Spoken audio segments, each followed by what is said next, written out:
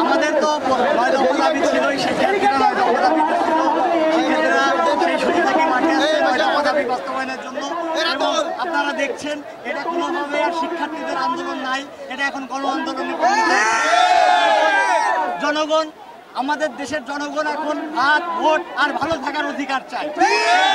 অধিকার বাস্তবায়ন করার জন্যই আজকে মাঠে আসছে আমাদের 9 দফা, সেই সাথে আমাদের এই ভোটের অধিকার, আমাদের ভাতের অধিকার ফিরিয়ে দেওয়ার জন্য এই সমন্বিত রাখতে আমরা এই রাজপথে অবস্থান নিয়েছি এবং আমাদের এই ভোটের অধিকার ভাতের অধিকার সমন্বিত করেই আমরা রাজপথ থেকে আমরা প্রথম থেকে এই কথা সাধারণ শিক্ষার্থীরা আমরা আন্দোলন করেছি, একবারও বলিনি যে এটা সরকার পতনের আন্দোলন। আমাদের 9 দফা দাবি, এই দাবি যদি মেনে নেয় তাহলে আপনি অবস্থান করেন, না মেনে নিলে সসম্মানে প্রস্থান করেন। আপাতত আর কোনো কথা নাই।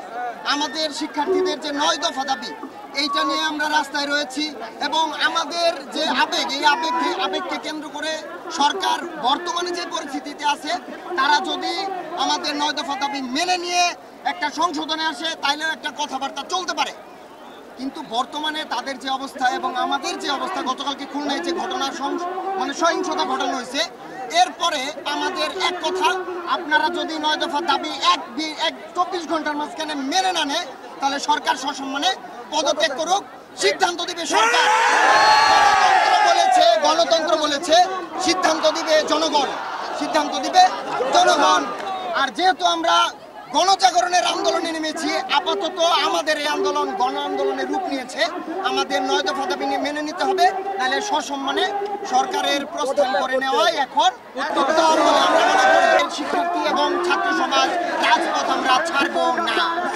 আমাদের দেখার আমরা সাধারণ শিক্ষার্থীরা এখানে যেভাবে আন্দোলন নেমেছি, প্রথমেই কিন্তু আমরা একটা যৌতিক আন্দোলন নেমেছি কোটা সংস্কার, আমরা কোটা বাতিলের জন্য নামছিলাম না, কিন্তু সেটা সহিংসতায় করে রূপ দেওয়া হয়েছে, আমাদের এইটাকে পরিণত করা হয়েছে, ছাত্রদের আহত করা হয়েছে, নিহত করা হয়েছে। এখন আমাদের দাবি এই 9 দফা না মানলে সরকার পদত্যাগ, এর বাইরে আমরা আর কোনো কথা বলবো না। আমাদের দাবি এই একটাই, আর এইটাই বলবো যে এটা আর ছাত্রদের আন্দোলন নেই, এটা আপামত সব জনতার, সবাইকে আমি আহ্বান জানাবো, সবাই যাতে রাজপথে নেমে আসুক।